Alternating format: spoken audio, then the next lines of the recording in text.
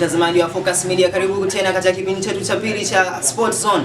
Utakuwa nami HM Malika, sauti ya maadili, lakini nitakuwepo pamoja na Mafia Finance. Huyu ni mamba kutokea kule Mafia, visiwa vya Mafia kabisa kule, akiwa anatupa yale ya kimichezo, lakini tutakuwa hapo pamoja na Kandulu, Alex pamoja na wengine wengi. Lakini kubwa zaidi ni michezo ya AFCON ambayo inazidi kutimua vumbi kule Morocco. Na mchezo utakaochezwa leo mapema zaidi utakuwa ni mchezo wa Benin dhidi ya Botswana, lakini bila kuasahau Simba wa Teranga Senegal hawa kikipiga dhidi ya DRC Congo. Lakini mchezo mwingine utakutanisha mataifa haya wenyeji kabisa ni The Cranes Uganda dhidi ya Taifa Stars. Lakini mchezo mwingine utakuwa ni The Eagles, The Super Eagles Nigeria dhidi ya Tunisia, mchezo ambao utakuwa na ushindani wa aina yake. Lakini tukienda kuangalia michezo hii, tunaanza kuangalia mchezo wa Senegal dhidi ya Congo. Kwako Alex Junior, tunaomba utupe zile takwimu kidogo ambazo unaziona katika mchezo huu leo. Kwa kuanza na mechi ya Senegal dhidi ya Congo, kwa kwanza kabisa kitakwimu zimekutana timu hizi takriban mara tatu. Yes. Zimekutana mara tatu head to head, na maanisha mechi mbili za mwisho wamekutana katika mechi za kufuzu kombe la dunia, ambapo mechi ya kwanza iliyochezwa kule nchini Congo ilienda kwa sare ya bao 1-1, na mechi ya pili ya marudiano iliyofanyika kule nchini Senegal, Senegal alifanikiwa kushinda ushindi wa bao 2-1 na akafuzu, akapata tiketi ya kufuzu kwenda kombe la dunia. Kwa hiyo mechi ya leo itakuwa ni tuseme ni mechi ya kisasi kwa Congo kuwafunga Senegal. Lakini ukiangalia kwa takwimu za kiufundi zaidi, tunaona Senegal ni timu ambayo imemalika katika kila idara kulinganisha na Congo. Japo Congo nao kwa muda huu sasa hivi wana wachezaji wazuri, wana experience ya kutosha wachezaji wao, lakini kwa compare na wachezaji wa Senegal kidogo Senegal wapo juu. Kwa mfano ukiangalia wachezaji wengi wa Senegal wanacheza ligi za nje ya Afrika. Hamna mchezaji mmoja ambaye anacheza hapa ligi ya Afrika.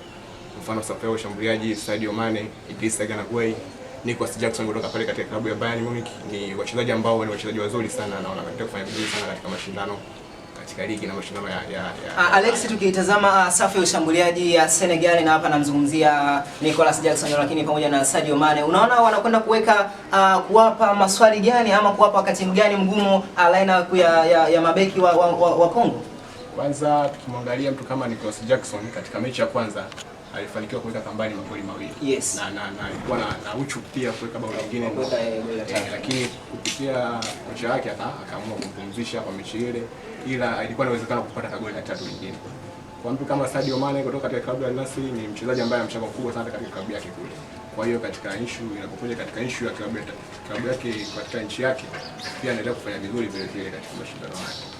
Bwana, huyo ni Alex D akiwa anatupa zile tondo fupi ambazo zitaenda kujiri katika mchezo wa DRC Congo dhidi ya Simba wa Teranga, hapa namaanisha Senegal. Lakini tutakuwepo na mchezo mwingine ambao utakutanisha timu ya Nigeria The Super Eagles, ambao mchezo wa mwisho walicheza dhidi ya Taifa Stars na kuibuka na ushindi mwembamba wa kumpiga Taifa Stars bao 1-0. Lakini mchezo mwingine atakuwa akipiga dhidi ya Tunisia, ambapo anakwenda kukabiliana naye. Kwako Kandulu Junior, tunaomba utupe ama utupitishe kwa ufupi kidogo namna gani mechi hii inakwenda kuwa na ugumu aina yake, kwa sababu ukiangalia mechi hizi timu zote mbili wamekuwa na pointi 3 muhimu. Kwa hiyo wanakwenda kutafuta sasa kule kutofautiana katika kundi. Kwanza group C ni gumu sana, kwa sababu mechi ya Tunisia dhidi ya Nigeria au ni opponent ambao wanakutana leo wakiwa na alama 3 mkononi, si ndio hivyo? Kwa maana yake mechi ambayo ya leo itakwenda kuwa ngumu, kwa sababu leo ambaye atakayeshinda ndiye ambaye anaenda kukaa pale kileleni. Kwa hiyo maana yake makocha na timu kiujumla wamejipanga kuhakikisha wanapata alama 3. Ila kikubwa, story kubwa ni performance ya mchezaji Victor Osimhen, ambaye katika mechi ya Taifa Stars alionekana performance yake ilikuwa ndogo, kwa sababu alikutana na beki wakati wa Stars, namzungumzia Ibrahim Baka. Sawa. Kwa hiyo kwa leo hapo Kandolo umesema Victor Osimhen ndio mchezaji ambaye hakuwa na performance kubwa katika mchezo, lakini takwimu zinaonyesha miongoni mwa wachezaji ambao wamepiga mashuti mengi zaidi katika mchezo wa Taifa Stars ni pamoja na Victor Osimhen, lakini ni mchezaji ambaye amefika golini mara nyingi. Unapataje confidence ya kusema kwamba Victor Osimhen ndio mchezaji ambaye hakuwa na performance ya aina yake kama ulivyozungumzia? Kwanza nitaangalia difference length ya Taifa Stars dhidi ya Nigeria, lakini pia uwezo wa Victor Osimhen kwa kucheza na timu kama Taifa Stars. Maana yake tulitarajia Victor Osimhen akiwa na overlap anatengeneza nafasi na angeweza hata kutengeneza magoli, lakini kwa mechi ile alikuwa na wakati mgumu sana, especially wakati ule ambao alikuwa anacheza akikutana na yule beki wa Yanga. Kwa hiyo Kwa mechi kama hii tutarajie tuone kama ataweza kutusurprise Victor Osimhen, sawa, lakini kama atashow performance ambayo alionyesha mechi iliyopita. Okay, Kandolo, unahisi mwalimu Eric Sekou leo, kocha wa Nigeria, anakuja na mfumo gani kukabiliana na Waarabu ambao ndani ya dakika 15 za kwanza anahitaji kupata matokeo? Unahisi atakuja na mfumo gani wa kuweza kuzima moto wa wachezaji wa Nigeria, ikiwemo ni pamoja na Eric Sade ambaye ni mmoja kati ya winga hatari kweli kweli, lakini bila kumsahau Eric Achur, katika watu ambao wanakuwa na speed ya ajabu. Kwa hiyo tukiangalia mechi za Tunisia ama Waarabu wanakuwa na ile kawaida ya kutafuta ndani ya dakika 15 za kwanza. Unahisi kocha wa Nigeria Eric Sekou anakuja na mfumo gani kuweza kuwazima Tunisia? Mimi nafikiri Eric Sekou alishawasoma Tunisia wako vipi. Kwa hiyo kwa mechi ya leo of course tunajua kwamba Nigeria wako na approach, wanahitaji wapate goli at least ndani ya dakika 15 za mwanzo. Kwa hiyo kikubwa maana yake watapeleka pressure ndani ya lango la Tunisia na chochote kinaweza kutokea, lakini naamini wakifanya vizuri, wakitengeneza pass kutoka defensive line kwenda kwenye midfielders, lakini pia kwenda kwa mawings, wakipiga zile long pass ambazo walikuwa wanapiga mechi ya Stars, wanaweza kupata goli. Pengine labda tutegemee mchezo wa aina gani katika mchezo huu wa leo dhidi ya Tunisia? Mchezo ni mgumu sana. Mchezo ni mgumu. Hivyo ndivyo ambavyo anamalizia Kandolo kutupa takwimu za mchezo wa Nigeria dhidi ya Tunisia, lakini mchezo ambao unatazamwa kwa macho kubwa na mambo ambayo Watanzania wameyaweka ni pamoja na mchezo ambao unakusanisha timu mbili, na hapa ni Taifa Stars dhidi ya The Cranes Uganda. Moja kati ya timu ambazo ukiwaangalia tunafanana hivi na tunatokea katika ukanda mmoja. Hapa nazungumzia ukanda wa Sekafa. Nipo na Mafia Finance. Bwana huyo ni mchambuzi kweli kweli wa Masai na Kabumbu, yupo hapa kutupa yale ambayo ya kimichezo amekuja nayo, lakini tunataka atupe Taifa Stars wametoka katika mchezo dhidi ya Nigeria na wamepoteza bao 1-0. Lakini unaona Tanzania wakienda na katika mchezo huu wakiwa na morali ya aina gani ama wakiwa na imani ya mchezo gani katika mchezo huu leo? Cha kwanza mimi kwa upande wangu, kutokana na Taifa Stars Tanzania kupoteza mechi dhidi ya Nigeria, kwenye kuingia katika mchezo huu, kwanza naona Taifa Stars wakiwa wanaingia na confidence. Kwa nini kwa confidence?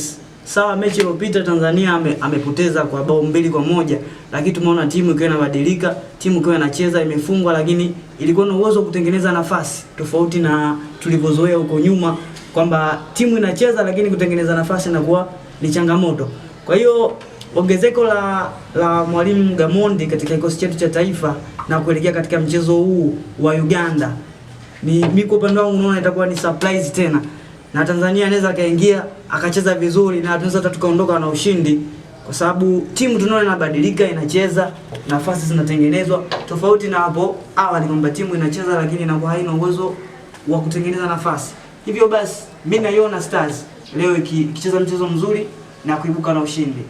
Bwana, kama ulifuatilia mchezo wa Nigeria na Taifa Stars utakuja kugundua kwamba mwalimu Gamondi alikuja na mbinu ya kipekee ambayo ni pamoja na kuanzisha watu ambao wanafahamiana vizuri. Hapa namaanisha katika zile safu line. Kwa mfano ukiangalia backline ile alimweka Shomari Kapombe, ukimwangalia kushoto alimweka Zimbwe, lakini katikati alimweka Baka pamoja na Mwamnyeto. Hawa ukiangalia wote wanafahamiana, wanacheza ligi ya ndani. Lakini pale katikati alimweka Alphonse Mabola pamoja na Charles Mombo. Hawa nao wote wanajuana kwa sababu walikuwa katika Academy ya Alliance. Kwa hiyo ni watu ambao walikuwa wanajua. Lakini ukiangalia safu ya ushambuliaji kule kulikuwa kuna Mbwana Samata, huku kulikuwa na Simon Pigoni Msuva, lakini pia na Tari na Lahi, kwamba hao wote walikuwa wanacheza ligi ya Ulaya. Kwa hiyo unahisi leo mwalimu kutakuwa na mabadiliko yote katika kikosi kilichoanza dhidi ya Nigeria? Kwangu mimi naona hakutakuwa na mabadiliko yote, kwa sababu kikosi ambacho kilianza dhidi ya Super Eagles, mabingwa mara 3 wa kombe la mataifa huru Afrika AFCON, ni kikosi ambacho kiliweza kuwabiti, kiliweza kuonesha ushindani, ila kitu ambacho kilipelekea Taifa Stars kutopata matokeo katika mchezo dhidi ya Nigeria ni ukomavu na ile uharaka wa kufanya maamuzi baada ya kupokwa na mpira kipindi cha transition, pale timu ambapo inapoteza mpira kurudi katika maeneo kulikapa katika eneo la low block na mid block. So mimi naona mwalimu Gamondi ataingia na kikosi kile kile, sioni mabadiliko yote, kwa sababu kama walivyosema, mbavu ya kulia Shomari Kapombe, mbavu ya kushoto Zimbwe, hao wamecheza wote Simba kwa muda mrefu, lakini pia hata center back Bakadinondo Mwamnyeto na Ibra Baka, hawa ni wamecheza sana hapa Dar es Salaam Young Africans. Kwa hiyo kuna ile chemistry ya timu inaonekana na kuna ule mwelewano. So kwangu mimi naona hakutakuwa na mabadiliko yote.